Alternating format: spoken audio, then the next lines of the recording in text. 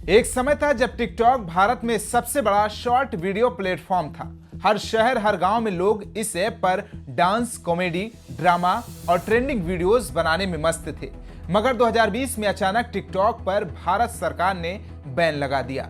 इसका कारण था सुरक्षा और डेटा प्राइवेसी। भारत का तर्क था कि टिकटॉक की कंपनी चीन से जुड़े होने की वजह से भारतीय यूजर्स का डेटा खतरे में है। मगर अब सवाल है कि क्या फिर से अगर शुरू होता है तो ये कितना आसान होगा। अब सरकार क्या करेगी जिससे डेटा प्राइवेसी का खतरा नहीं रहेगा, तो पूरी कहानी बताएंगे विस्तार से। नमस्कार, आप देख रहे हैं स्टेट मिरर हिंदी। मैं आपके साथ हूं अवनीश शर्मा। चीनी सोशल मीडिया और शॉर्ट वीडियो शेयरिंग ऐप की भारत में वापसी को लेकर खबरें सामने आ रही हैं। ऐसा दावा किया जा रहा है कि टिकटॉक पर 5 साल पहले लगे बैन को सरकार हटाने जा रही है। सोशल मीडिया प्लेटफॉर्म एक्स पर टिकटॉक फिर से ट्रेंड करने लगा है। कई यूजर्स इस पर लगे बैन की हटाए जाने का समर्थन कर रहे हैं, तो कईयों ने इसकी दोबारा वापसी का विरोध किया। खैर, सोशल मीडिया पर यूजर्स की अपनी अपनी राय हो सकती है। हालांकि चीनी ऐप टिकटॉक की दोबारा भारत में वापसी इतनी आसान नहीं है। पेरेंट कंपनी बाइट डांस की तरफ से भी इसे लेकर फिलहाल कुछ भी आधिकारिक तौर पर नहीं कहा गया है। अब समझिए कि फिर क्यों अचानक चर्चा में आ गया टिकटॉक। दरअसल टिकटॉक की वेबसाइट भारत में एक बार फिर से ओपन होने लगी है।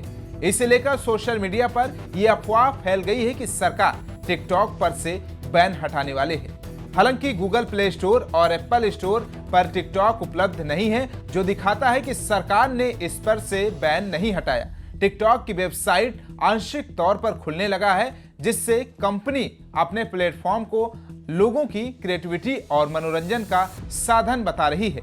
लेकिन सबसे पहले 3 सवालों का जवाब समझिए कि आसान क्यों नहीं है। पहला कारण, सुरक्षा डेटा नियम। सरकार चाहती है कि डेटा भारत में सुरक्षित हो, चीनी सर्वर पर ना हो। दूसरा कारण, यूजर्स का भरोसा। बैन के साथ लोग नए प्लेटफॉर्म्स पर चले गए, उन्हें वापस लाना आसान नहीं है। तीसरा कारण, मजबूत प्रतियोगिता। रील्स, मौज, जोश ने जगह मजबूत कर ली है। जानकारी के लिए बता दें कि वेबसाइट ओपन होने के अलावा भारत और चीन के बीच सुधरते संबंधों के बीच टिकटॉक की वापसी की हवा तेजी से फैल रही है। अमेरिकी राष्ट्रपति डोनाल्ड ट्रंप के भारत पर 50% टैरिफ लगाने का विरोध करने वाले देशों में चीन भी शामिल है, जिसकी वजह से लोगों का मानना है कि जल्द ही भारत और चीन के बीच चल रहा मनमुटाव खत्म हो जाएगा। इसके बाद चीनी ऐप्स की दोबारा से भारत में एंट्री हो सकती है। 5 साल पहले लगा था बैन। जून 2020 में भारत सरकार ने टिकटॉक समेत 59 चीनी ऐप पर पाबंदी लगा दी थी, जिसमें SHAREit, IMO video, CamScanner जैसे कई लोकप्रिय ऐप थे, जिनके भारत में लाखों यूजर्स थे। इन ऐप्स पर बैन लगाने के बाद सरकार ने आने वाले कुछ महीनों में 200 से ज्यादा चीनी ऐप्स पर प्रतिबंध लगा दिया था। सरकार ने IT एक्ट 69A के उल्लंघन की वजह से इन ऐप्स को बैन किया था।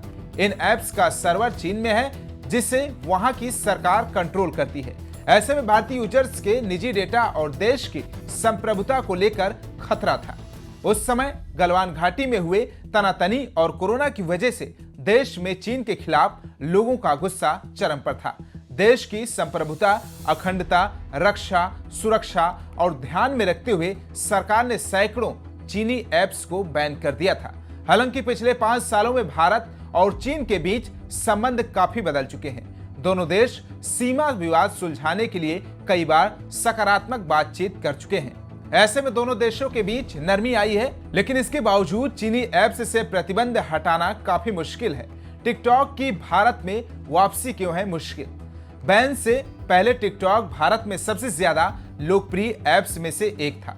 खास तौर पर युवाओं के बीच इसकी लोकप्रियता ने अन्य सोशल मीडिया प्लेटफॉर्म, खास तौर पर फेसबुक और व्हाट्सएप की परेशानी बढ़ा दी थी।